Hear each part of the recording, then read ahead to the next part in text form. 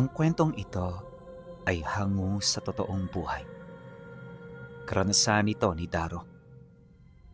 Taong 1933. Dilasag, Aurora.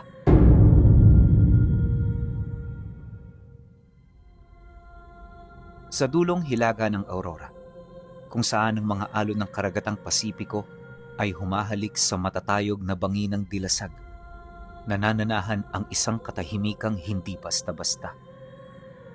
Hindi itong katahimikan ng kapayapaan, kundi ang katahimikan ng isang lihim na pilit na ikinukulong ng alat at kalaliman ng dagat.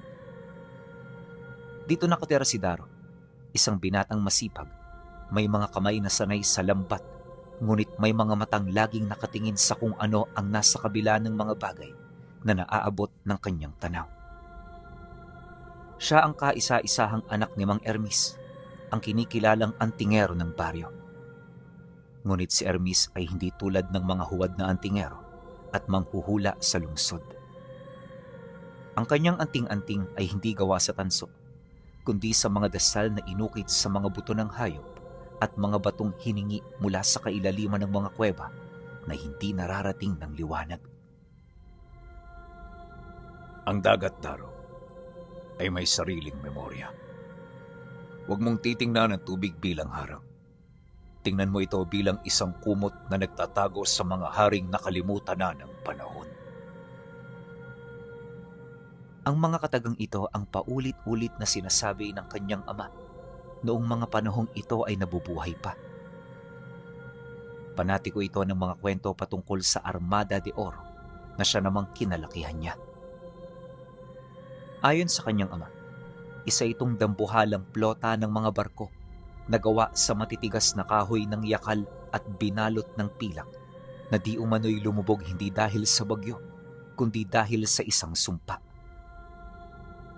Sinasabing ang armadang ito ay pag-aari ng isang dato na ninais sakupin maging ang kaharian ng mga anito kahit sila ay pinaparusahan. Ang manatiling buhay, ngunit bilang mga estatwang bakal sa ilalim ng dagat, naghihintay ng isang pinunong may dugong sapat ang tapang upang basagin ang tanikala ng alat. Maliban sa mga kwentong yon, nagbibigay din ng mga senyales ang kanyang ama ukol sa lokasyon ng kinahihimlayan ng armada. At noong mga panahong yon, hindi niya ito natutukan dahil aminado si Daro na siya ay isang musmus pa lamang at limitado pa lamang ang kanyang mga nalalaman. Ngunit nung siya ay tumanda, nung mawala ang kanyang ama, nagkaroon siya ng interes sa armada. Araw-araw, pagkatapos ng kanyang trabaho, gugugulin niya ang natitira niyang oras sa pananaliksik sa mga lumang libro, pilit na nagbabakasakali na makita ang lokasyon ng armadang binanggit ng yumao niyang ama. Naniniwala siya na sa pamamagitan nito, magtataglay siya ng katakot-takot na kapangyarihan. Kapangyarihan na walang makakapantay at kapangyarihang may kakayahang mamahala sa lahat ng may buhay. Magmula noong nabasa niya ang tungkol dito, tila bang nagkaroon na siya ng ambisyon sa puntong hindi man lang niya inisip ang magiging kapalit. Isang hapon, habang ang langit ay malamlam, pumalaot si Daro ng mas malayo kaysa sa karaniwan. Hinabol niya ang isang kawan ng tulingan habang binabanggit ang mga orasyon na kanyang nabasa sa libro. Maya-maya pa, ang hangin ay nag-iba. Ang tubig na dati maingay, biglang naging parang salamin. Patag, madilim, at nakakapangilabot. Sa ilalim ng kanyang bangka, may napansin siyang isang kakaibang liwanag. Hindi ito refleksyon ng araw. Ito ay asul na ningas na nagmumula sa kailaliman. Dala ng kuryosidad, kinuha ni Daro ang kanyang sulo na hindi namamatay. Isang pamanang anting-anting ng kanyang ama. Paghawak niya rito, kagad siyang sumisid. Walang pag-aalangan, walang pagdududa, tuwid ang desisyon na umusisa. Habang bumababa siya, ang lamig ng tubig ay tila naging yakap. At doon, sa gitna ng isang malalim na lambak sa ilalim ng dagat, tumambad sa kanya ang hindi maipaliwanag na tanawin. Daan-daang dambuhalang barko na nakahanay ng perpekto ang kanyang nasilayan. Tila isang hukbong handa sa digmaan. Ang mga layag ay hindi sira. Ang mga ito ay naging tila kristal na kumikinang sa dilim. Sa bawat papag ng barko, libu-libong mga mandirigma ang nakatayo. Hawak ang kanilang mga sibat habang pinaninirahan ng mga isda at korales.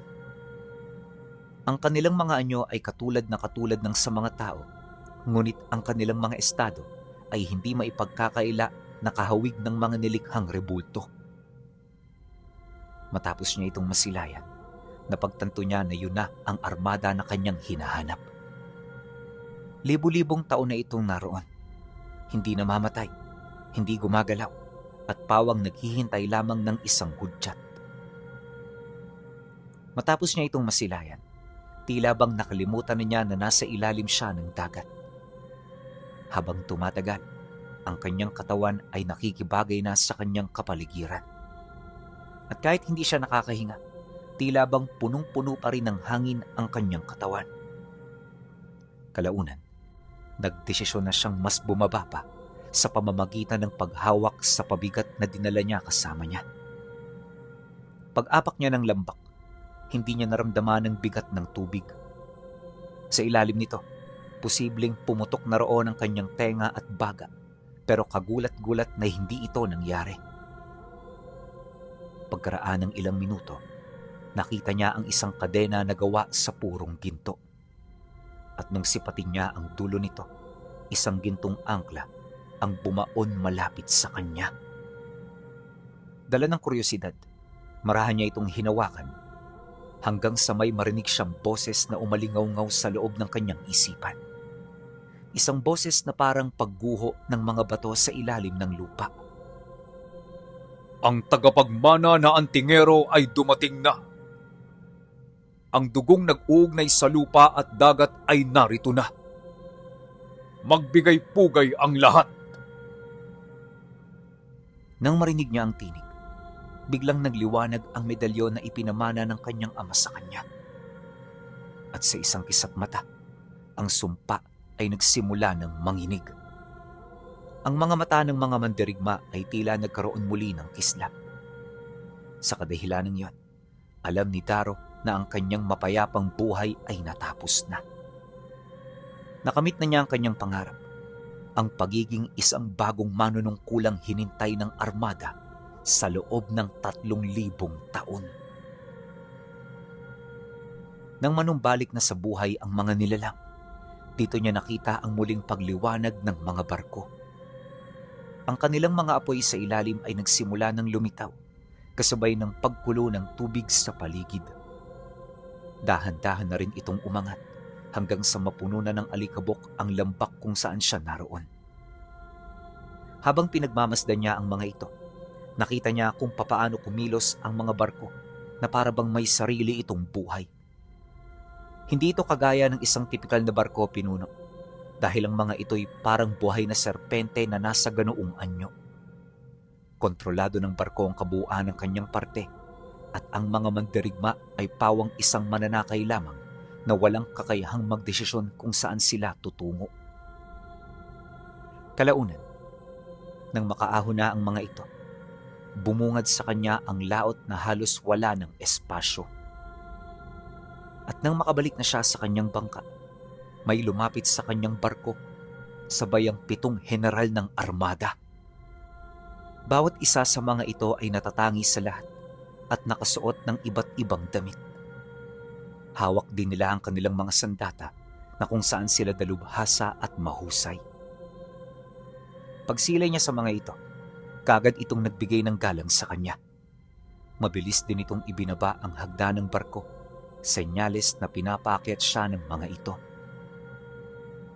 Pagdating niya sa itaas ng barko, nakita niya itong nakahanay ng patrianggulo.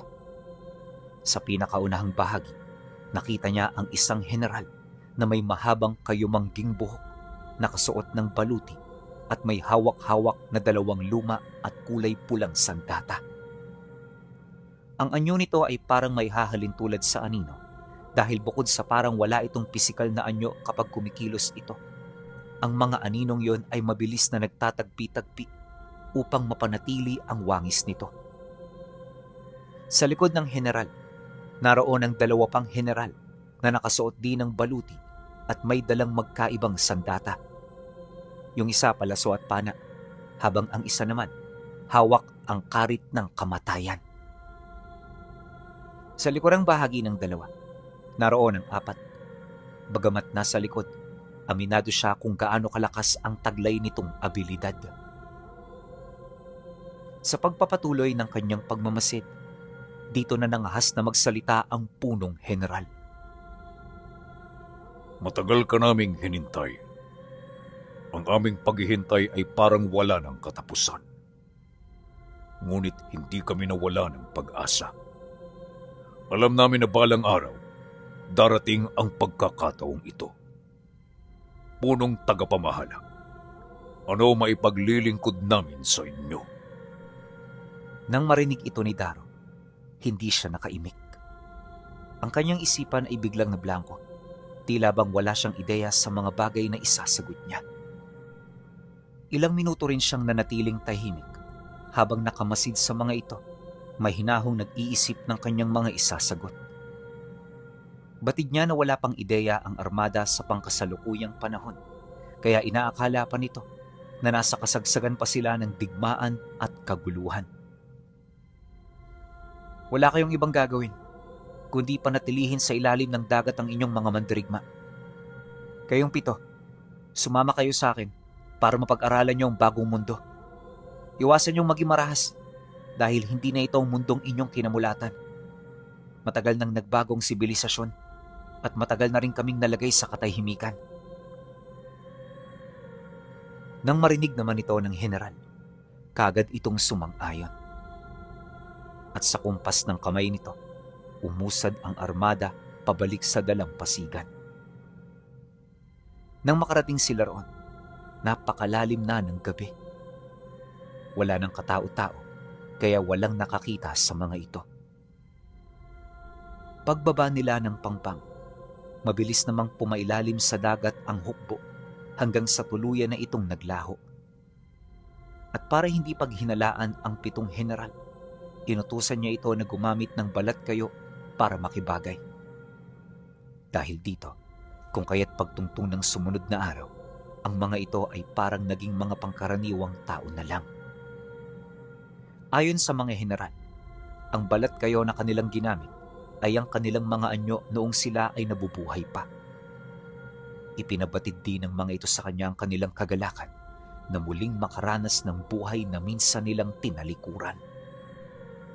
Dahil sa sinabi nito, napangiti lang naman siya.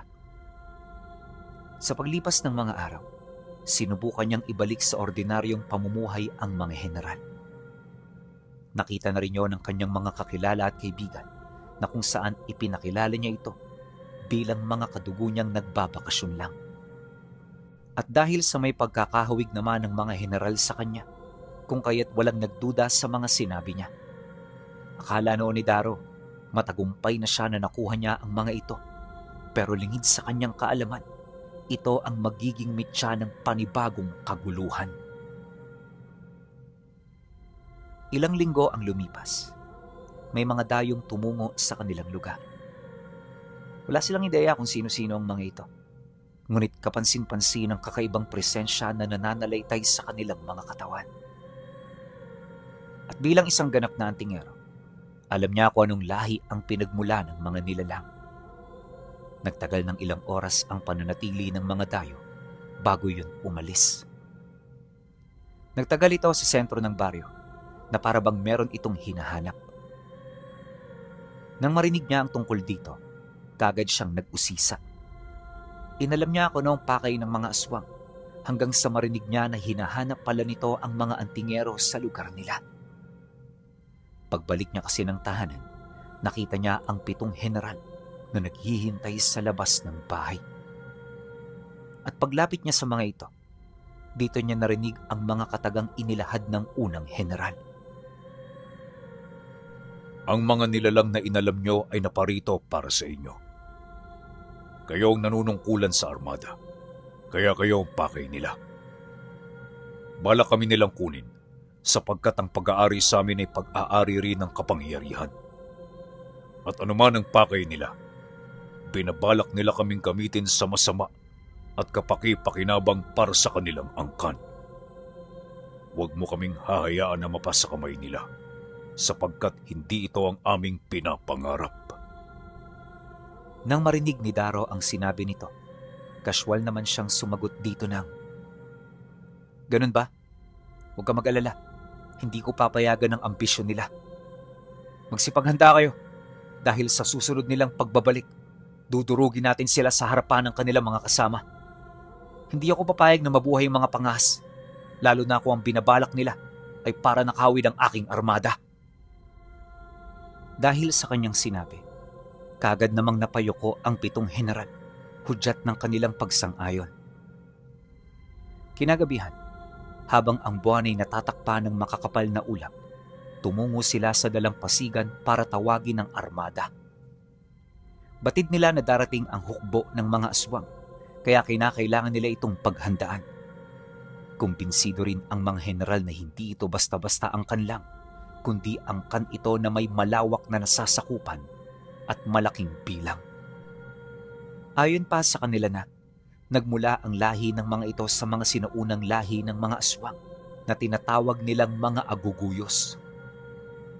Noon pa man, hinahanap na ng mga ito ang armada para ipandagdag sa mga hukbo nila. Mabuti na lang, walang aguguyos na nagtatanga ng sapat na tapang at talino upang sila'y matuklasan.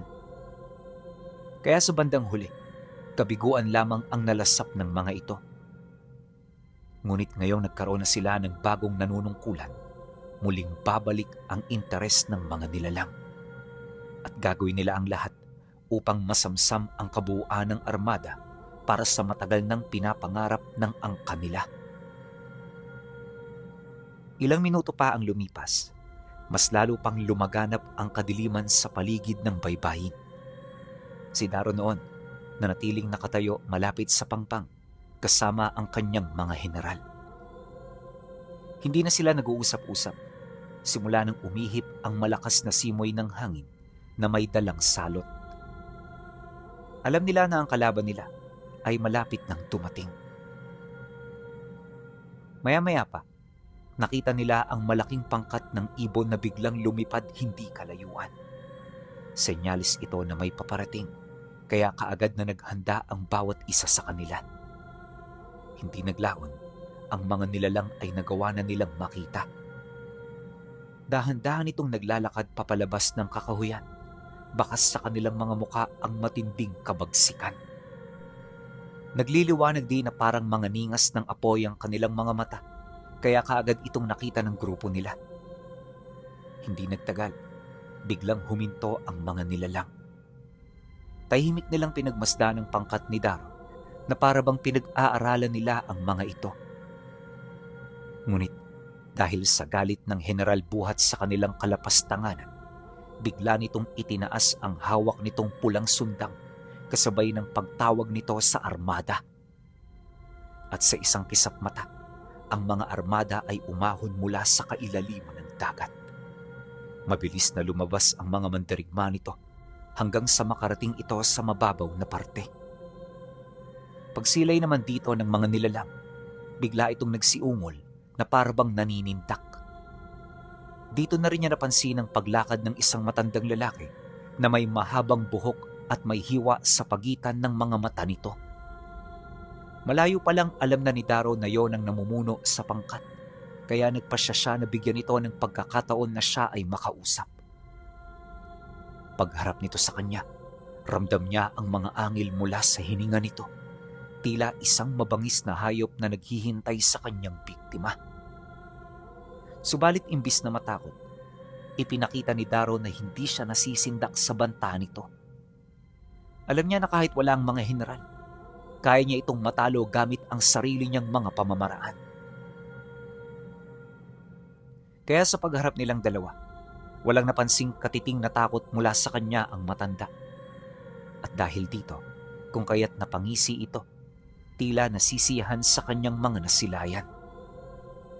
Tunay ngang matapang ang hula sa taong manunungkulan sa armada.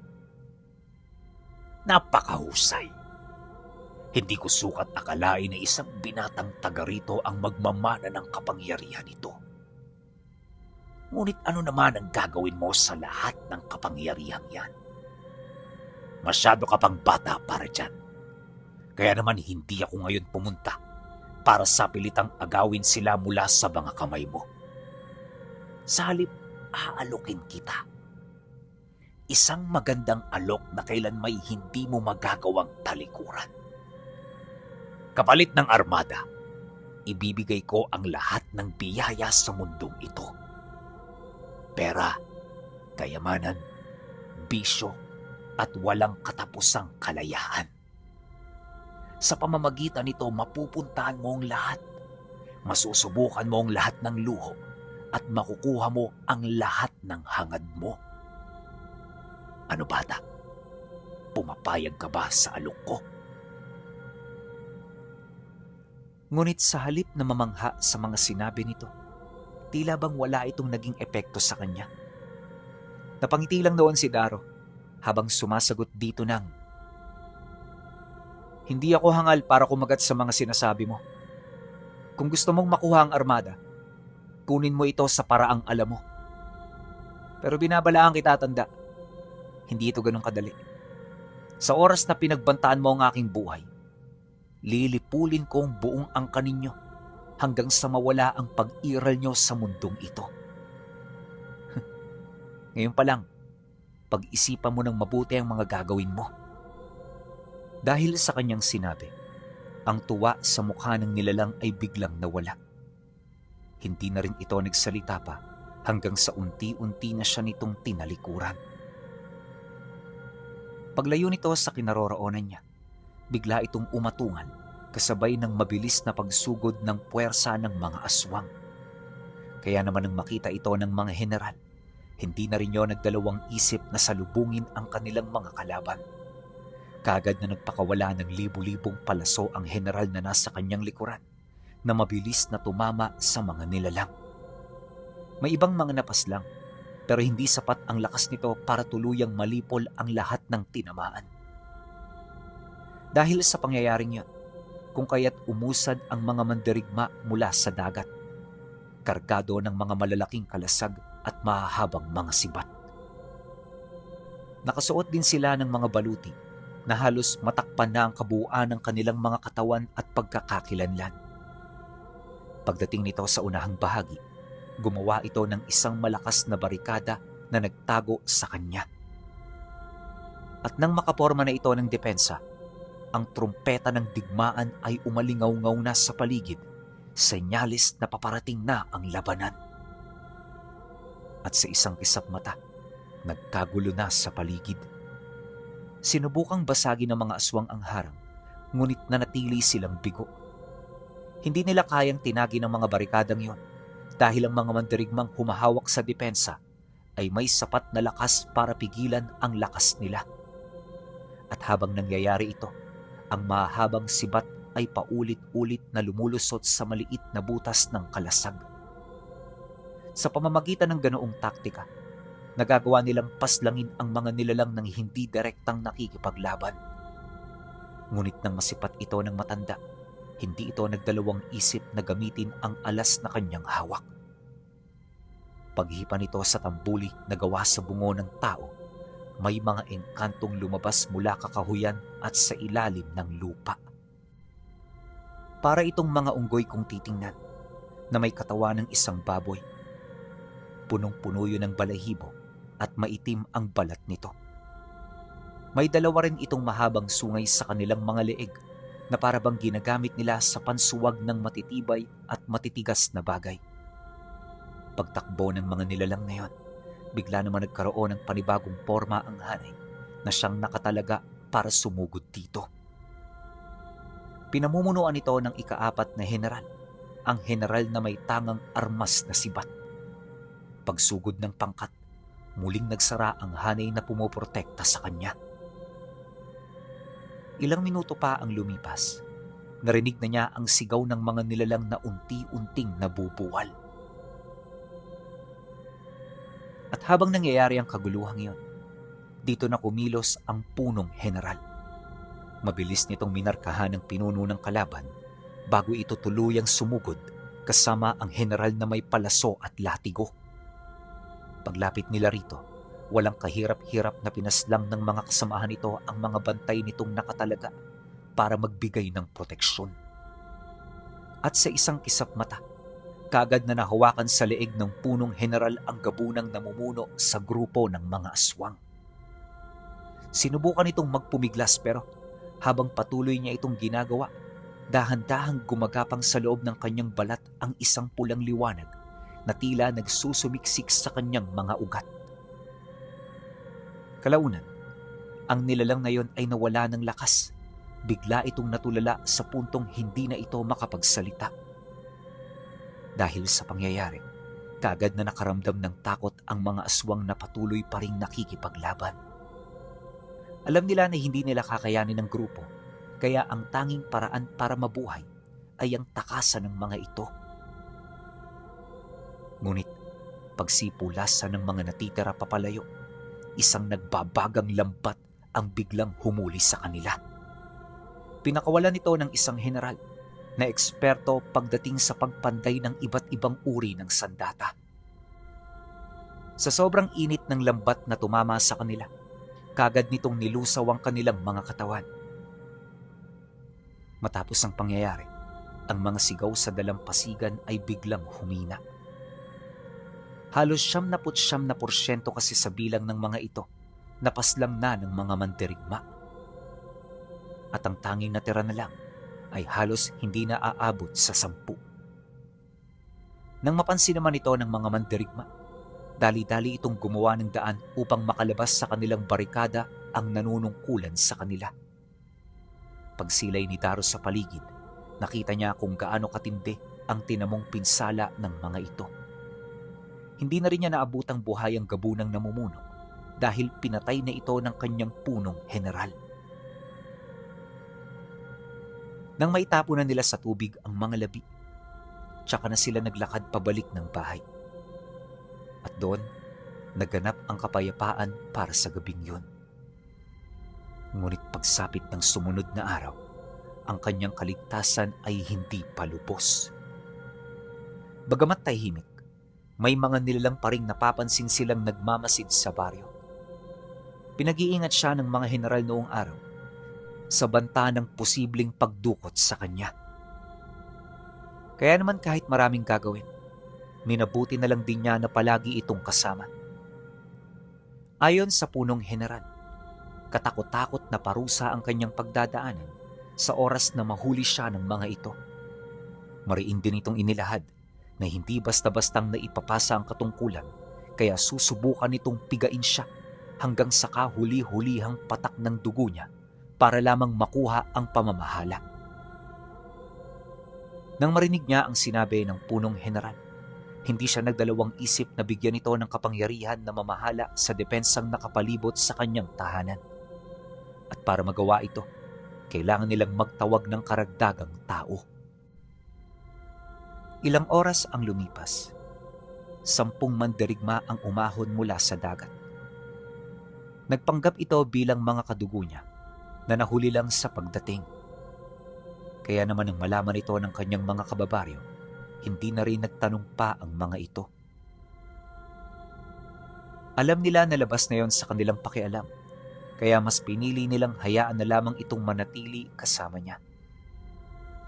Pagkaraan ng 2 araw, nakapagtayo ng maliliit na kubo ang mga mandirigma. Dito sila tumuloy dahil kokonti ang espasyo ng tahanan ni Daro.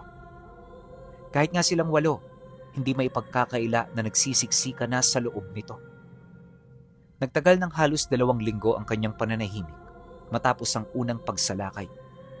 Subalit kahit mahaba ang katahimikan, ang mga banta ng nilalang ay patuloy pa rin niyang nararamdaman. Tila isang bagyo na paparating. Dahil dito, kung kaya't naging masigasig ang paghahanda ng kanyang mga kasama. Inaasahan naman niya ito lalo't hindi pangkaraniwang aswang ang kalaban nila. Sa paglipas ng mga araw, nagpatuloy ang ganoong sitwasyon hanggang sa sumapit ang gabi na kung saan huling kabilugan ng buwan. Habang maliwanag sa labas at naglalaro ang mga bata, tahimik na nakaupo si Daro sa may bintana habang nakatitig sa malayo. Ang kanyang mga general ay nasa labas, pilit na inaabala ang kanilang sarili sa pag-iinom ng tuba. Bukod sa parting yon ng kanilang pagpapakitang tao, malaki rin ang naitutulong nito upang masiguro na hindi madaling makakapasok sa kanilang lugar ang mga kalaban na kanilang hinihintay. Kalaunan, nang akmang magpapahinga na siya, biglang tinukaw ang atensyon niya ng isa sa mga kababaryo nila. Nagmamadali itong pumasok sa loob ng bakuran niya at nung makita siya nito, kagad siya nitong tinawag. Nang mapansin ito ng mga general, agad naman yung napatigil sa pag-iinom ng alak. Pinagmasdan nila ng maigi ang lalaki hanggang sa magkaharap na silang dalawa. Daro, may nakita kaming grupo na nagpuprosesyon papalapit dito. Hindi sila mga taga-bayan at nakasuot sila ng iisang kasuotan. Duda namin mga kultong mga yun. Magsarado na kayo ng bahay ha, at kahit na anong marinig nyo sa labas, wag na wag nyo itong pagbubuksan. Binalaan ko na rin ang mga kaibigan natin dito, kaya magsipasok na kayo. Matapos nitong magsalita, kaagad naman itong kumaripas ng takbo para bumalik na sa bahay niya. Maya-maya pa, wala na sila halos nakitang gumagala sa labas. Tahimik na ang kabuuan ng baryo, senyales na nakapasok na ang lahat. Ngunit sa halip na sumunod, nanatili sila sa kanilang kinaroroonan. Hindi siya nagsara ng bahay at hindi rin siya pumasok para sundin ang abiso nito sa kanya. Sa halip, hinintay nila ang mga nilalang hanggang sa mapansin niya na dahan-dahan ng binabalot ng liwanag ang daan dahil sa mabilis na paglapit ng prosesyon. Unti-unti na rin niyang naririnig ang dinadasal ng mga ito na alam niyang orasyon ng kaliwa.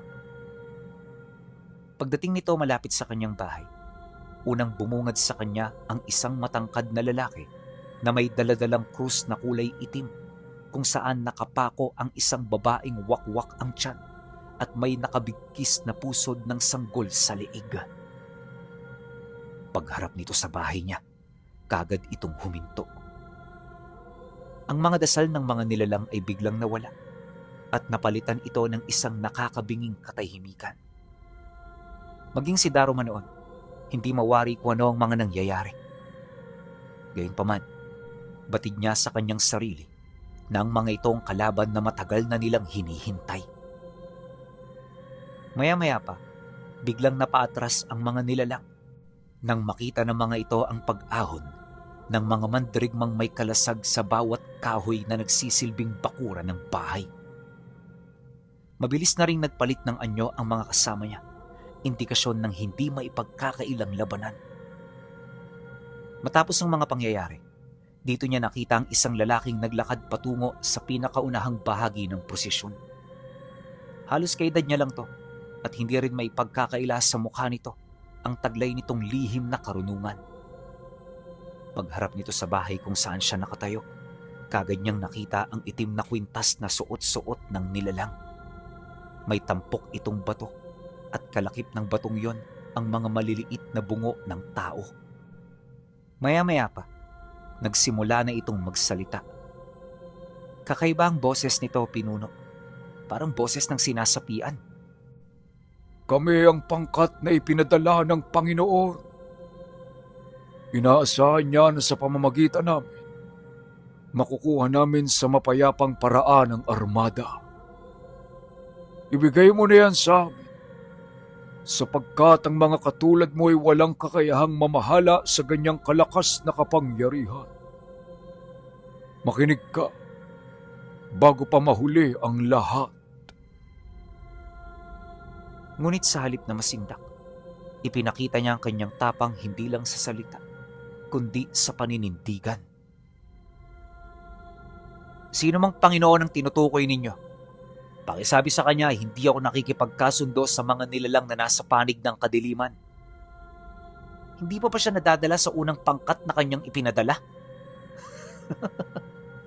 Sasabihin ko rin sa iyo, kaibigan, umatras na kayo bago pa kayo matulad sa inyong mga kasamang walang awang pinatay ng aking mga nasasakupan. Nang marinig naman ito ng lalaki na kanyang kausap, bigla nitong ibinato papaloob ang sulo na hawak nito. Pagtama nito sa kalasag ng kanyang mga mandirigma, bigla itong humugot ng patalim sa kanyang bewang habang nagdarasal. At nang makumpleto na nito ang dasal, dahan-dahan itong hiniwa ang kanyang palad hanggang sa ang dugong dumaloy sa kamay niya ay biglang tumigas at dahan-dahang bumalot sa kabuuan ng kanyang katawan. Nagtagal lang to ng ilang segundo hanggang sa dito niya makita ang bagong anyo ng nilalang. Paglalarawan ni Darrow sa nilalang na yon, nagkaroon ito ng 2 galamay sa likod kasabay ng pagkulay itim ng kabuuan ng kanyang balat. Nagsimula na ring tumubo sa kanyang noo ang mahaba nitong sungay na parang uling, kalakip ng paghaba ng mga binti at braso nito. Mabilis ding tumubo ang matatalas nitong mga kuko, ganon din ang buntot nitong may mga matutulis na tinik. Pag-atungal ng nilalang na yon, kaagad nitong sinugod ang kanyang mga bantay. At sa hindi inaasahang pagkakataon, nakita nila kung papaano nito wasakin ang kalasag ng mga mandirigma ng armada. Sa loob lang ng ilang minuto, may mga napaslang na itong mandirigma hanggang sa mabuksan na nito ang barikada. Pagsilay naman dito ng mga heneral, kaagad itong kumilos. Habang nakikipaglaban ng 6, ang punong heneral na may pinakamataas na katungkulan sa lahat ay nanatili sa kanyang tabi upang siya ay bantayan. Malaya nilang pinanood ang pakikipaglaban ng mga ito hanggang sa makita niya na dahan-dahan na nitong napapaatras ang mga kalaban nila. Lumamang sa sandata ang mga heneral, kaya ang mga nilalang ay hindi nagkaroon ng pagkakataon.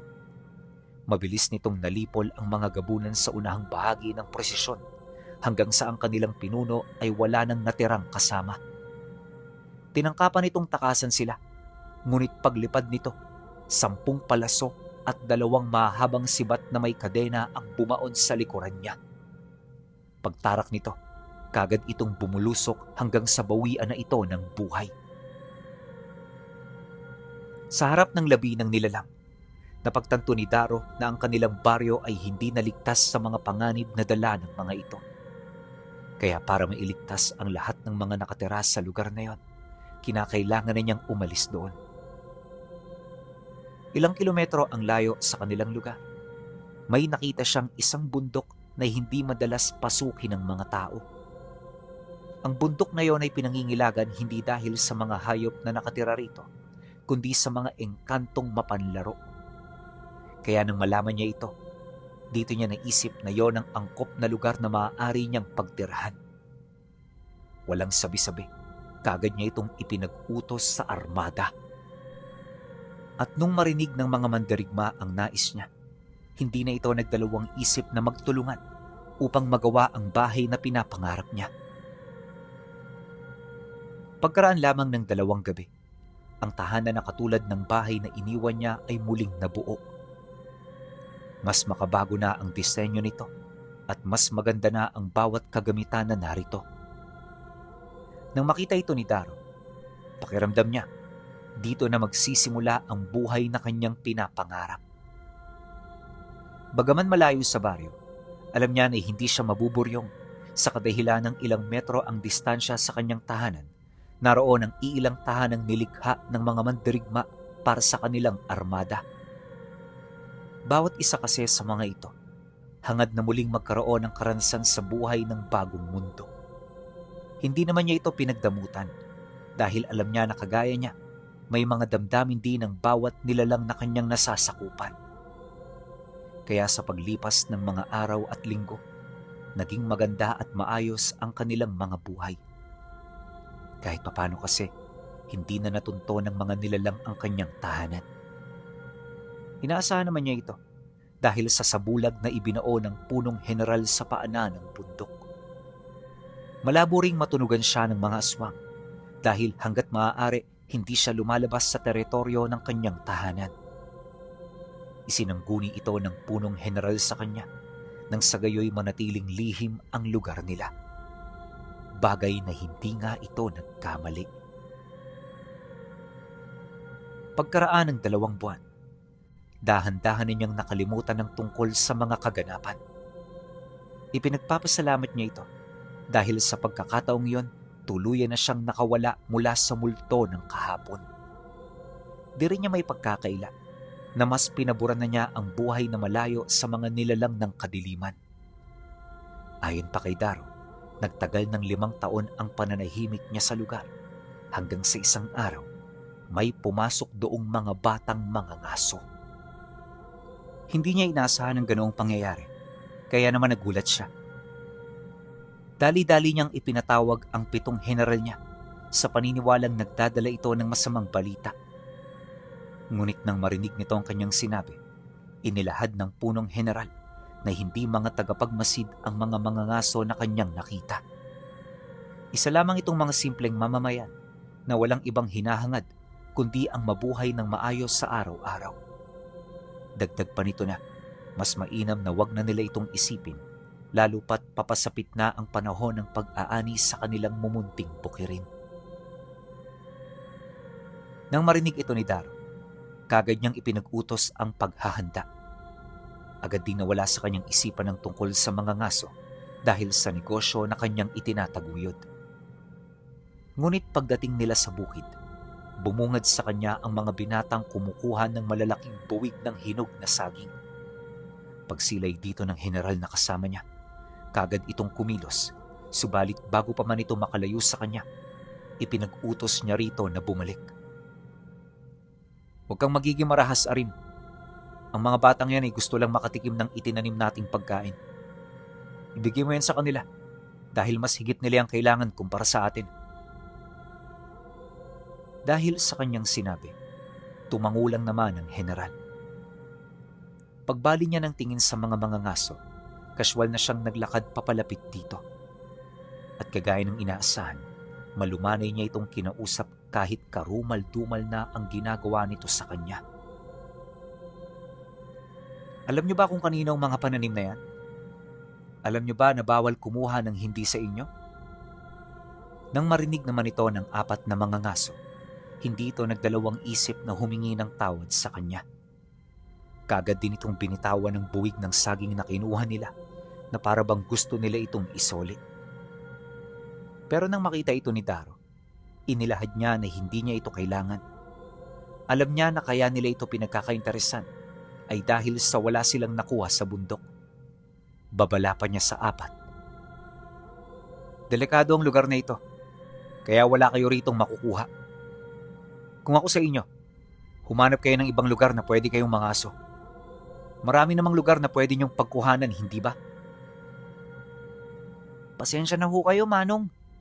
Nakakahumaling lang ho kasi ang laki ng mga saging niyong ito. Kaya pinagkainteresa namin. Hindi na ho ito mauulit. At nang masabi na nito ang nais nila, kagad itong umalis bitbit ang buwig ng saging na ibinigay niya. Matapos nun, nagsimula na rin sila sa kanilang pag-aani. Hindi na inisip ni Daro ang mga binata dahil ang akala niya ay hindi na ito babalik. Pero pagtungtong ng sumunod na araw, bandang 2:00 ng hapon, nakita ito ng kanyang mga general na papasok na naman sa hangganan ng kanilang lupa. Maya-maya lang, nakarating na ito sa harapan ng bahay niya kung saan payapa silang nakatira. Dali-dali ito roong pumasok na para bang may importante itong pakay sa kanya. Kaya nang masipat ito ng kanyang mga general, hindi ito nagdalawang isip na salubungin ang 4. Hanggang dito na lang kayo. Hindi pinapahintulutan ng antingero ang paglapit sa bahay niya ng kahit na sino. Kung meron kayong kailangan, sa amin niyo padaanin. Ha? At sino naman ho kayo? Kami ang katuwang niya rito. Naninilbihan kami sa ilalim ng pudar niya. Wala kayong dapat na ipag-alala. Sapagkat kami at ang aming maestro ay may iisang paniniwala. Nang marinig ito ng 4 na binata, hindi na sila nakasagot pa. Bawat isa nanlaki ang mga mata na parabang ang nakikita nila ay hindi kapani-paniwala. Sino ba naman kasing mag-aakala na sa lugar na yon ay may isang samahang hindi alam ng karamihan? Sa pagpapatuloy ng kanilang pakikipag-usap sa mga ito, pinilit nitong magtanong kung ano ang ginagawa nila sa lugar na yon. Ayon sa isa sa mga binata, kung mga ordinaryong mamamayan lang sila, paniguradong sa bayan sila titira. Hindi rin ito kumbinsido na pagmamay-ari nila ang lupa sa kadahilan ng matagal na sila roong nangangaso at wala pa sila roong nakita. Ngunit nang marinig ito ng general, tumawa lang naman ito habang sumasagot ng, Dahil sa mga panahong yon, malakas pa ang harang na nagtatago sa amin. At ngayong mahina na ito, may mga tao nang may kakayahang makapasok dito. Ang tanong, bakit kayo ang mga ito? Hindi man lang ba kayo nagdududa sa inyong mga sarili? Alam nyo bang may katangi-tanging dugong nananalaytay sa inyong katawan? pagkasambit nito ng mga katagang yon. Tsaka naman dumating si Daro. May katandaan na siya pinuno. Medyo maputi na ang buhok niya at unti-unti na rin kumukulubot ang kanyang balat. Sa unang tingin para siyang ermitanyo dahil sa kanyang kasuotan.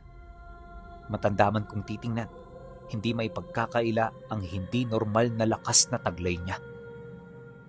Paglapit niya sa 4, kaswal lang naman siyang napangiti. At sa halip na magtanong, inabisuhan niya ito na pumasok sa kanyang bahay para makapagmeryenda kasama niya. Doon, mahinahon silang nag-usap.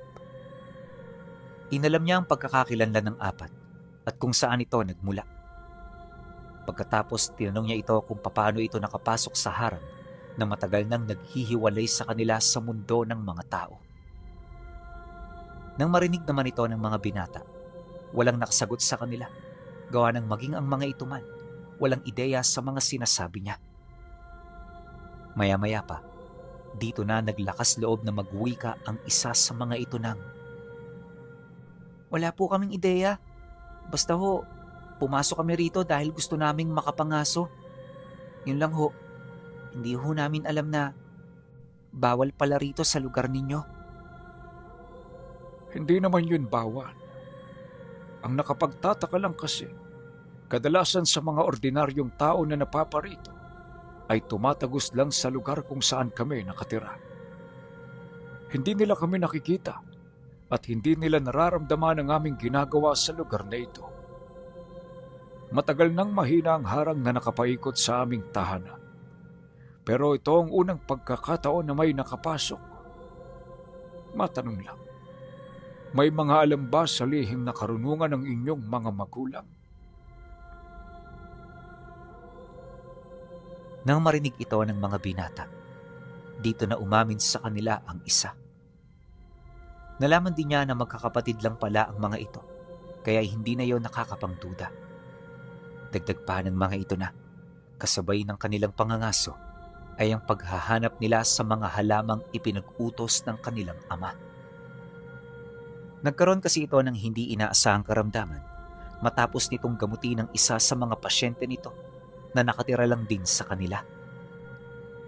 Dahil sa sinabi ng binata, hindi niya maiwasang mapaisip. Medyo nakakaramdam na rin siya ng awa at pagsisisi dahil aminado si Daro na matagal na niyang iniwan ang mga nilalang na nagbabanta sa kanyang buhay. Inakala niya na mas importante ang katahimikan, subalit lingid sa kanyang kaalaman na dahil sa kanyang pagtatago ay maraming tao ang maaapektuhan. Pagbaling niya ng tingin sa punong general, kagad niya itong isinama sa isang pribadong silid para kausapin. Doon, napag-usapan nila ang tungkol sa mga posibilidad na maaari nilang gawin. Gusto niyang tulungan ng ama ng 4 na binatilyo, pero para magawa ito, kailangan niyang bumaba sa bayan. Panginoon, pag-isipan niyo ito ng maigi. Ang pagbaba sa bayan ay nangangahulugan ng muli niyong pagtanggap sa marka ng ating mga kalaban. Hangad niyo pa talagang isakripisyo ang inyong kaligtasan para lamang matulungan ang ama ng mga batang ito. Nang marinig ni Daro ang sinabi ng punong general, napangiti lang naman siya habang sumasagot dito ng, Hindi ako ang nasa panganib. Baka nakakalimutan mo kung gaano kalakas ang armadang pinamumunuan mo. Mukhang matindi ang naidulot na pinsala sa iyo ng katahimikan dito. Magbaba ka na ng utos. Ngayon na ang tamang panahon para tayo naman ang kumilos. Hindi mo ba napapansin? Parang ibinigay sa atin tong senyales ng ating Panginoon. dahil sa kanyang sinabi, hindi na nakasagot ang punong general. Sa puntong yon, napangiti na lamang ito na para bang alam na nito kung ano ang ibig niyang ipahiwatig. Paglabas niya ng silid, kaagad niyang inabisuhan ng mga bata na maghanda na. Sasama siya sa pagbaba para matulungan ng ama nitong nanghihina. Kaya naman nang marinig ito ng mga kabataan, hindi na ito nagdalawang isip na sumang-ayon. Bagaman hindi nila kilala si Daro, malakas ang kanilang kutob na ito ang magliligtas sa kanilang padre de pamilya. Maya-maya pa, pagbaba nila ng bundok, kagad nilang tinahak ang daan patungo sa bayan. Kilo-kilometro rin ang distansya nito, kaya hindi biro ang paglalakad na kanilang ginawa. Bandang 6:00 na sila nang makarating, kaya wala gaanong tao ang nakakita sa kanila. At nang makapasok na sila sa loob ng tahanan nito, doon niya nakita ang ama nitong nakahiga sa sala, habang ang asawa nito ay umiiyak sa tabi niya. Malubha na ang lagay ng lalaki, at base sa kanyang mga nakikita, mukhang hindi na ito maaabutan ng 1 linggo kung walang tutulong dito. Pagsilay naman ito sa kanya, kagad itong nagtanong kung sino siya. Ngunit sa halip na magpakilala, napangiti na lamang siya habang sumasagot dito ng, Hindi mo na ako kailangang makilala. Ang importante magamot natin yung mga sugat mo hanggat may panahon pa. Sana naman magtiwala kayo sa akin. Nang marinig ito ng lalaki, kagad naman yung tumango habang bakas sa mukha nito ang matinding pasasalamat sa kanya. Nang makita niya ang pahintulot ng padre de pamilya, tsaka niya ito nilapitan. Una niyang ginawa, pakiramdaman ng balat nito upang magkaroon siya ng ideya sa sakit na kasalukuyan nitong iniinda. Matapos nun, tsaka siya kumuha ng mga halamang gamot na kanyang daladala. Dinurog niya ito sa harapan ng lalaki bago haluan ng langis tsaka ipainom. At nang magawa na niya ito, inalaya niya ito ng 5 buhay na salita bago yun tuluyang pagpahingahin. Pagkatapos, kagad namang nakatulog ang lalaki. Hinintay nila ito hanggang sa magkamalay na, at nang magising na yung pinuno, sa maniwala kayo o hindi, bigla itong tumayo. Ang 6 na buwang karamdamang iniinda, napawi lamang sa loob ng 1 gabi. Kaya yung pasyente niya, halos walang ideya kung papaano magpapasalamat sa kanya. Kalaunan, dito niya na inilahad ang dahilan ng sakit nito. Marami kang nakaaway. Marami ang nagalit sa iyo kaya nagtulong-tulong sila para pahirapan ka. Malalim ang karunungan na kanilang ginamit, at yun marahil ang rason kung bakit hindi ka natulungan ng iyong mga kasama. Ngunit huwag kang mag-alala. Ikaw ay malaya na sa karamdamang yan. Sa mga susunod na araw, ang iyong lakas ay babalik. Ang ipinagdarasal ko lang sa iyo, kaibigan, na sa kabila ng mga nangyaring ito, naway hindi ka pa rin nawala ng lakas na tumulong sa mga kapwang nangangailangan ng tulong. Dahil sa kanyang sinabi, kagad naman itong napayuko, kasabay ng pagsagot nito ng, "Oh, hindi ko kayo bibiguin. Makakaasa ho kayo na hanggang sa kahuli-hulihan ng buhay ko, tutulong ako sa abot ng aking makakaya." Nang marinig ni Daro ang sinabi ng lalaki, Kagad na siyang umalis nang hindi nagpapaalam. Sinubukan pa siya nitong pigilan pero paglabas niya ng pinto, naglaho na lamang siya ng parang bula sa paningin nito. Inalis lang niya ang sabulag niya nang tuluyan na silang makalabas ng bayan. Bandang 8:00 na sila nang makaalis, kaya alam ni Daro na may mga nagmamasid na sa kanilang mga nilalang. Ngunit imbis na mag-alala, nanatili siyang panatag dahil alam niya sa kanyang sarili na may mga kasama siyang sumusunod sa kanya. Hindi rin niya inaasahan na may mangyayari noong gabi, lalo pat yon ang unang beses ng paglabas niya sa sarili nilang lupa. Subalit isa yung malaking pagkakamali.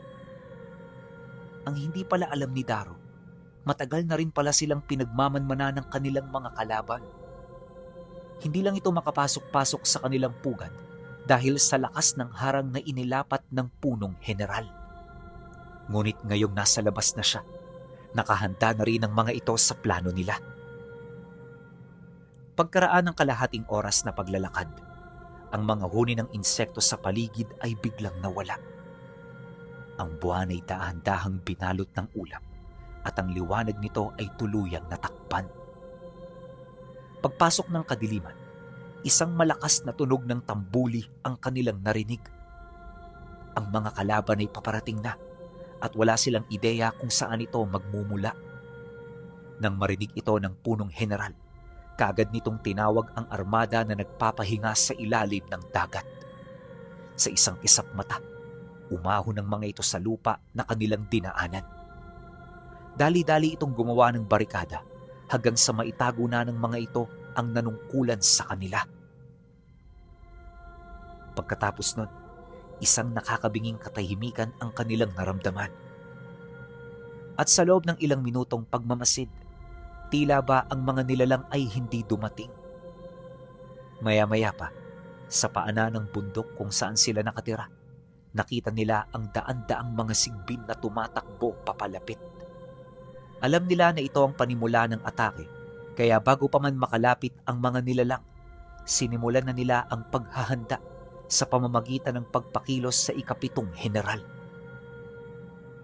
Taliwas sa 6 na general na kasama nito, ang ikapito ay hindi lalaki. Punya lang din ang tangang armas nito sa kadahilan ng hindi yung direktang nakikipaglaban. Sa halip ang ginagawa nito, basbasa ng kanilang mga mandirigma sa pamamagitan ng pagdasal habang nasa labas ito ng kanilang proteksyon. Kaya naman paghubad ng general ng kanyang baluti, kaagad na gumawa ng daan ang mga nasa unang bahagi ng hanay. At nang makalabas na ito, sa hudyat ng punong general, nagsimula na itong magdasal. Ilang buhay na salita pa lamang ang kanilang natatanggap, ramdam na nila ang pagbago ng kanilang lakas at kapangyarihan. Biglang gumaan ang kanilang mga katawan at nawala ang mga alalahanin na kanina'y nagbibigay dagok sa kanilang mga kaluluwa. Pagkatapos nun, bumalik ang sigla ng armada. Mas dumami rin ang mga mandirigmang umahon hanggang sa malagpasan na nila ang bilang ng kanilang mga kalaban. Paglapit naman ng mga nilalang, walang habas nila itong pinag-uundayan ng kanilang mga sibat hanggang sa marami na silang napaslang. Gabundok man ang labi ng kanilang mga kalaban, hindi nila ito tinantanan. Pagkatapos ng halos 1 oras na pag-atake, ang mga natitirang nilalang ay nagsilikas. Akala nila yun na ang katapusan, pero nang mawala ng mga ito, dumating ang panibagong pangkat ng mga aswang. At sa pagkakataong yon, hindi lang ito basta mga aswang, kundi matataas itong uri ng mga gabunan. Gabunan na kayang mangwasak ng karga at gabunang hindi mapapantayan ng lakas ng mga antingerong namumuhay sa mundo ng mga tao. Pagsilay ni Daro dito, alam niya na kabilang ito sa pangunahing mandirigma ng kanilang mga kalaban. Kaya naman bago pa magsimula ang digmaan, ipinag-utos niya na walang matitirang buhay sa mga ito.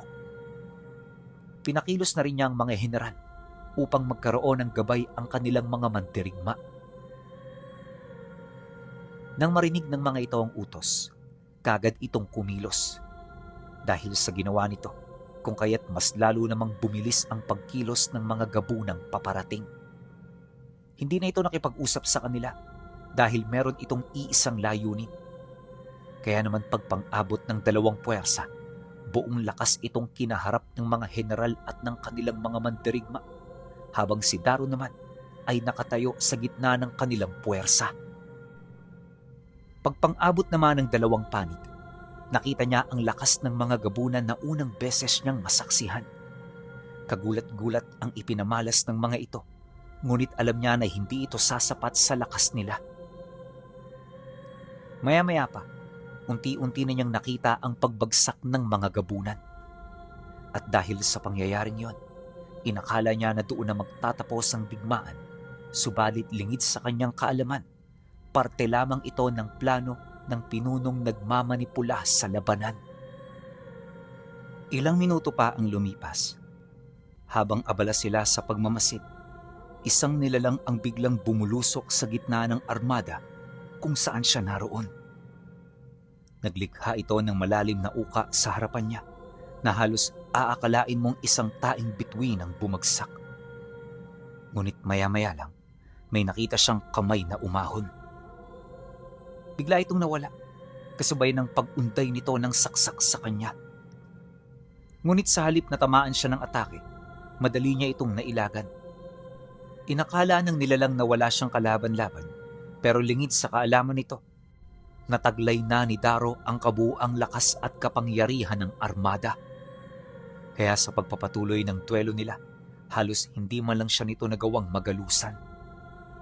Ibinuhos na rin ito ang lahat ng kanyang kakayahan, ngunit sa bandang huli, kabiguan lamang ang kanyang nalasap. Hindi ba't ikaw ang pinuno ng mga ito? Huwag mong sabihin sa akin na yan lang ang kakayahan mo. Dahil kung yan nga lang, nakakapangsisi ang ginawa mong pagtatago sa puwersa ninyo. Hindi ko na to dapat pinatagal. At dapat noon pa, tinuldukan ko na ang inyong pag-iran. Pero aminado ko noong mga panahong yon na mahina pa ang loob ko, kahit na taglay-taglay ko na ang kapangyarihang ito. Subalit ngayon iba na. Hindi na ako ang katulad ng dati. Pagkasambit niya ng mga kataga, nakita ng gabunan ng kanyang general na kasywal lang na nakaupo. Tila bang tiwalang-tiwala ito sa kanyang abilidad. Kaya nang mapagtanto ito ng nilalang, mas lalo pa itong nangahas na paslangin siya. Nagpatuloy ang duelo nila, kung saan buong tapang naman niyang kinaharap. Nakipagpalitan siya ng atake sa nilalang upang ipakita kung gaano kalalim ang kanyang karunungan. Hindi nagtagal, kahit suntok lang ang tumatama sa katawan nito, ramdam na ramdam nito ang matinding pinsala. Di rin niya kayang paghilumi ng kanyang mga pinsala na natatamo, kaya kalaunan bigla na lamang itong nanghina. At kagaya ng mga nauna, pinagtangkaan din ng pinuno ng mga gabunan na tumakas mula sa kanya. Subalit pagtalikod pa lamang nito, ang katawan nito ay biglang nilamon ng sumpa ng bato. Yon ang pangunahing abilidad ng punong general. Matapos niyang matalo ang gabunan, dito na rin bumagsak ang grupo nitong naiwan.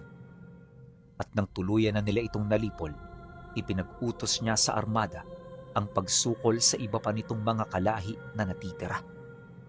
1 taon nila itong hinanap pinuno, hanggang sa tuluyan na itong natuldukan. At kaya lang naman kumalat ang kwento ni Daro patungkol dito, ay dahil sa ibinahagi niya ito sa isa sa mga batang nangangaso. Naging malapit kasi yon sa kanya, kaya kalaunan pinagkatiwalaan na rin niya ito. At dahil sa batang yon, kung kaya't pinagpasapasahan ang kwento ng buhay ni Daro na siyang kinilala na ang pinuno ng 7 general ng Armada de Oro.